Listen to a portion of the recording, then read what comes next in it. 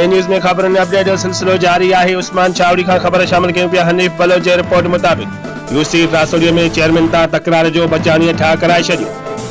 मकानी चूंडनि में union council रासोड़ीअ ते पीपी उम्मीदवारनि पारां हिक ॿिए आम्हूं साम्हूं यूसी चेयरमैन जे सीट तां उम्मीदवारनि जो फैसलो बचाणी हाउस ते थी गुज़रियो। यूसी रासोड़ीअ ते पीपीए जे उम्मीदवारनि लाइ सेठ गुलाम बलोच पूरे पैनल समेत आज़ाद उम्मीदवार ते नॉमिनेशन फार्म वठण खां पोइ अॻूणे एमएनए सतार बचाणीअ साम्हूं बीहंदड़ सेठ दाऊद थेबो खे हथ खणाए चेयरमैनी सीट गुलाम बलोच खे चेयरमैन जे सीट ॾियण लाइ दाऊद थेबे खे राज़ी करे